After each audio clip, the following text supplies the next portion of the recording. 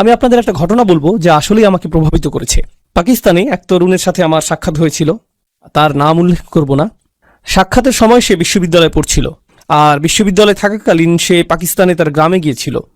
যখন সে সেখানে গেল, সে লক্ষ্য করল যে রাস্তাগুলোর অবস্থা অত্যন্ত খারাপ, আর কাছাকাছি কোনো হাসপাতাল নেই।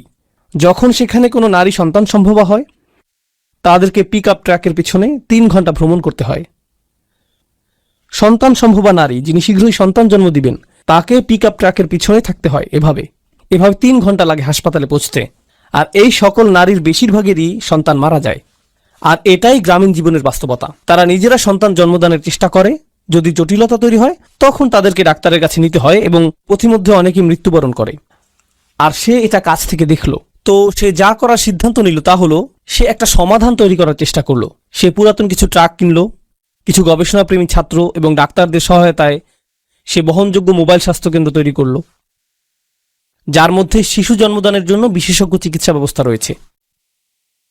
আর সে শিক্ষা কার্যক্রম চালু করলো, যেখানে গ্রামীণ নারীদেরকে শেখানো হয় কিভাবে সন্তান জন্মদানে সহায়তা করতে হবে যদি পরিবহনের কোনো ব্যবস্থা নাও থাকে। তো গ্রামের 20-30 জন নারী এখন জানেন যে কিভাবে সন্তান জন্মদানে সহায়তা করতে হয়। আর যখন এটা সফল হলো, গোটা পাকিস্তানের 2, 3, 4, 5, 10, 15, 20, 100 গ্রামে এটা ছড়িয়ে পড়লো।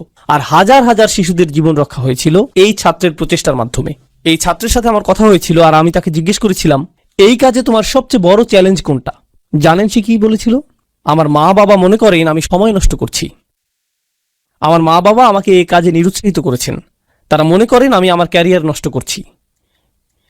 আর এর মাধ্যমে আমি বুঝতে পেরেছিলাম যে এটা একমাত্র তার ক্ষেত্রেই ঘটছে না। এই উম্মার মাঝে আমাদের কিছু প্রতিভাবান ছেলে মেয়ে রয়েছে, যারা একটা সমস্যাকে দেখে এবং তাদের সৃজনশীল চিন্তা, আকাঙ্ক্ষা এবং অভিপ্রায় দ্বারা সমস্যাটিকে সমাধানের চেষ্টা করে। তাদের সেই যোগ্যতা রয়েছে। জানেন কে তাদের পথে প্রায় বাধা হয়ে দাঁড়ায়? শুধুমাত্র তাদের বাবা মাই না, বরং গোটা সংস্কৃতিই বলে, না না না না, তুমি এটা করো না, তুমি অন্য সকলকে কপি করো, সাবেক হওয়ার প্রয়োজন নেই, নতুন কিছু করো, অভিনব কিছু করবে না, নতুন কোনো সমাধান খুঁজবে না, এটা যেরকম আছে সেরকমই থাকবে, এভাবেই থাকতে দাও। কারণ আমরা বরং জিনিসগুলো যেভাবে আছে সেভাবেই রেখে দিব, আর তারপর গভীর রাতে একত্রিত হয়ে চা পার্টি করব, আর আলোচনা করব যে সরকার কতটা দুর্নীতিগ্রস্ত, কেন কিছু পরিবর্তিত হবে না, এবং কেন পরিস্থিতি এতটা খারাপ। এটাই আমাদের পদ্ধতি। বেড়ে ওঠো, পেটে মেদ জমাও, চায়ের দোকানে গিয়ে বসো, আর উম্মার সমস্যাগুলো সেখানে আলোচনা করো। কারণ আমরা এভাবেই করে এসেছি, তোমাকেও এভাবেই করতে হবে, নতুন কিছু করবে না। এমনকি আপনাদের এই মুসলিম সম্প্রদায়ের দিকে লক্ষ্য করুন। মাশাআল্লাহ, আল্লাহ এই মুসলিম সম্প্রদায়কে রক্ষা করুন। এই সম্প্রদায়ে কিছু ব্যবসা রয়েছে, কিছু প্রতিষ্ঠান রয়েছে যারা আসলেই কঠোর পরিশ্রম করছে। আর এখানে দাতব্য কিছু প্রতিষ্ঠান রয়েছে যারা হলো এই মুসলিম সম্প্রদায়ের মেরুদণ্ড। আপনারা সকলে এগুলোতে দান করেন, কিন্তু কিছু পরিবার এবং ব্যবসা প্রতিষ্ঠান এগুলো প্রতিষ্ঠা করেছিলেন যারা অভিনব কিছু করেছেন। তারা কিন্তু ধনী হওয়ার জন্য এটা করেননি, বরং দান করার জন্য এমনটা করেছেন। আর যখন তারা এমনটা করলেন, আপনি আমি এটা থেকে এত সুবিধা পাচ্ছি। আমরা যে মসজিদে এখন বসে আছি, হয়তো এটা তাদের কঠোর পরিশ্রম এবং অভিনব চিন্তার ফসল। তারা এটা করেছেন। আর আমরা চিন্তা করি, না না না, আরে ভাই, আপনি মানুষকে দুনিয়ার পিছনে ছুটতে বলছেন। এই ধর্মটির মূল বিষয় হলো আখিরাত, কেন আপনি দুনিয়া নিয়ে কথা বলছেন? এর জবাব আমি দিচ্ছি। প্রথম বিষয় আমি বলবো, আপনার একটু কোরআন পাঠ করা উচিত। আর দ্বিতীয় বিষয় বলবো, আপনার রাসূলুল্লাহ সাল্লাল্লাহু আলাইহি সাল্লামের সিরাতও একটু পাঠ করা উচিত। জানেন রাসূল সাল্লাল্লাহু আলাইহি সাল্লামের সিরাতের সবচেয়ে গুরুত্বপূর্ণ ঘটনাগুলোর একটি হলো হিজরত। রাসূল সাল্লাল্লাহু আলাইহি সাল্লাম হিজরত করেছিলেন। হিজরত কিভাবে ঘটেছিল বলে আপনি মনে করেন? এর অর্থায়ন কে করেছিল? কে সহায়তা করেছিল? বাহনের জন্য কে খরচ করেছিল? কে নিশ্চিত করেছিল যে রাস্তাটি হবে নিরাপদ এবং গোপন? এর জন্য কি অর্থের প্রয়োজন না? যখন রাসূল সাল্লাল্লাহু আলাইহি সাল্লাম সর্বপ্রথম তার দাওয়াতি কাজ শুরু করলেন, কে এর সহায়তা করেছিল? এমনকি কিভাবে তার দৈনিক আহারের ব্যবস্থা হতো, সেটা কোথা থেকে আসতো? সেটা কি সরাসরি আকাশ থেকে নেমে আসতো? খাদিজা রাদিয়াল্লাহু তাআলা আনহা সহায়তা, আবু তালিবের সহায়তা, আবু বকর সিদ্দিকের সহায়তা, এগুলো কি অর্থনৈতিক এবং ব্যবসায়িক সহায়তা না? আর ব্যবসায় সফল হতে হলে আপনাকে কি সৃজনশীল হতে হবে না? আমরা লাখ লাখ মুসলিম তরুণকে একটা চাকরি পাওয়ার শিক্ষা দিই, যাতে তারা সৃজনশীল মানুষদের জন্য কাজ করতে পারে। নিজে সৃজনশীল হওয়ার প্রয়োজন নেই। ডাক্তার হও, অ্যাকাউন্টেন্ট হও, ইঞ্জিনিয়ার হও, ইঞ্জিনিয়ারিং প্রতিষ্ঠানের জন্য কাজ করো, তাদেরকে অর্থশালী করো, তাদের ব্যবসাকে বড় করো।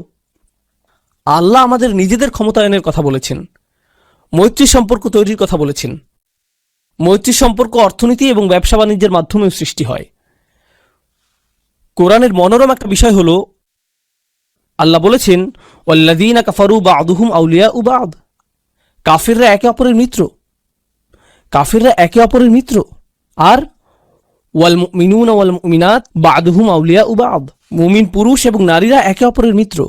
কিন্তু তিনি এই আয়াতটির শেষে বলেছেন, ইল্লাম তাফআলু তাকুন ফিতনাতুন ফিল আরদ। তোমরা যদি এটা না করো তাহলে পৃথিবীতে ফিতনা সৃষ্টি হবে। যদি তোমরা মিত্র না হও, যদি তোমরা পরস্পর সহযোগিতা না করো, যদি তোমরা বৃহত্তর প্রতিষ্ঠান এবং সমন্বিত বিনিয়োগ সৃষ্টি না করো, তাহলে পৃথিবীতে বড় ধরনের ফিতনা সৃষ্টি হবে। আমাদেরকে এখন মসজিদ নির্মাণের বাইরেও আরও চিন্তা করতে হবে। আমাদেরকে দাতব্য প্রতিষ্ঠান নির্মাণের বাইরেও আরও চিন্তা করতে হবে। আমাদেরকে শক্তিশালী ব্যবসা প্রতিষ্ঠা করতে হবে, সর্বোত্তম বিশ্ববিদ্যালয়, সেরা সব প্রতিষ্ঠান। আমাদেরকে অনেক অনেক অনেক বড় চিন্তা শুরু করতে হবে এবং পরস্পরের মাঝে মৈত্রী নিয়ে নতুন করে চিন্তা করতে হবে। কিন্তু এটা করার জন্য আমাদের নিজেদের মাঝে তুলনা করা বন্ধ করতে হবে এবং একে অপরকে ধ্বংস করা বন্ধ করতে হবে। সংক্ষেপে আরও কিছু কথা বলবো এবং এরপর সূরা হিজরের শেষের দিকের আয়াতে যাব, যেরকম কথা আপনাদেরকে দিয়েছিলাম। সফল সমাজ ব্যবস্থার একটা বিষয় আমি লক্ষ্য করেছি, যা রাসূল সাল্লাল্লাহু আলাইহি সাল্লামের সিরাতে উপস্থিত ছিল, আর তা হলো ইমানদারগণ একে অপরকে সহায়তা করা। যখন কেউ ব্যর্থ হয়েছে তারা তাকে অনুপ্রেরণা দিয়েছিলেন। আর জানেন এখন আমাদের মাঝে কি ঘটে? যখন কেউ সফল হয় আমরা তার সমালোচনা করি এবং সমালোচনা করা নিশ্চিত করি যতক্ষণ পর্যন্ত না সে ব্যর্থ হয়। এরপর আমরা বাকি সকলে শান্তি অনুভব করি। সফল সমাজ ব্যবস্থা ব্যর্থ মানুষকে গ্রহণ করে এবং তাদেরকে বারবার চেষ্টা করার জন্য অনুপ্রাণিত করে যতক্ষণ না তারা সফল হয়ে যায়। আর ব্যর্থ সমাজ ব্যবস্থা সফল ব্যক্তিদের পিছু নেয় এবং তাদেরকে সহ্য করতে পারে না, ফলে তাদেরকে নিচে নামিয়ে দিতে চায় পরস্পরের মাঝে মৈত্রী, শক্তি এবং সহায়তা সৃষ্টি করার পরিবর্তে। এ বিষয়ে প্রচুর চিন্তা শক্তি ব্যয় করতে হবে যে আধুনিক সময়ে এই আয়াতগুলো কি অর্থ বহন করছে। কিন্তু আপনাদের মধ্য থেকে যারা অভিনব কিছু করবেন, আমার উদাহরণের সেই তরুণ যুবকটির মতো যারা নতুন কিছু করবেন, যারা শুধুমাত্র প্রভাব সৃষ্টিকারী হবেন না, আপনাকে বাস্তব কিছু করতে হবে। আপনি বাস্তব সমস্যা সমাধান করতে চাইবেন। আপনাকে বলে রাখছি, উম্মার সকল সমস্যা আপনি একা সমাধান করতে পারবেন না।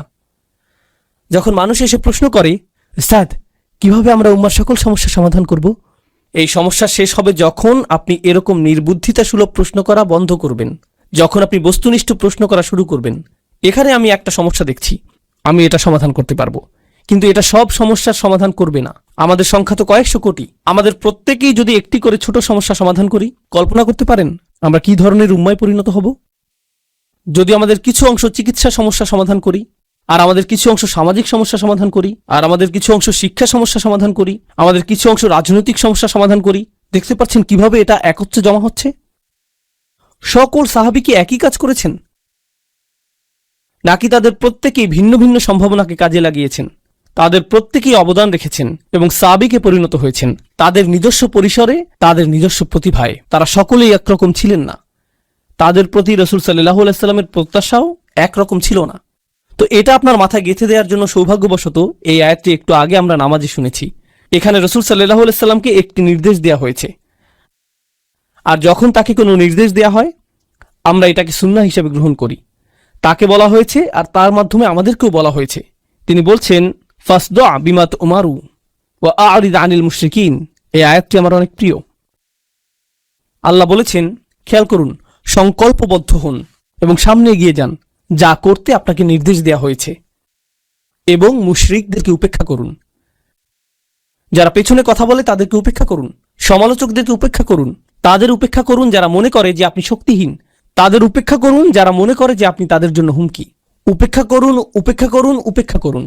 আপনার একটি মিশন রয়েছে, আপনার মিশনের প্রতি মনোযোগী হন।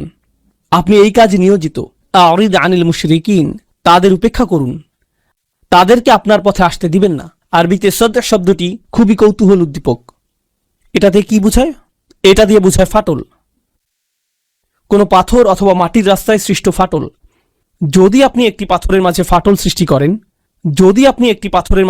সৃষ্টি করেন, সদাআতাহু, তো এটা এরকম যেন আল্লাহ রাসূল সাল্লাল্লাহু আলাইহি সাল্লামকে বলছেন, আপনার সামনে বিশাল একটা প্রতিবন্ধকতা রয়েছে, এর মাঝে ফাটল সৃষ্টি করুন।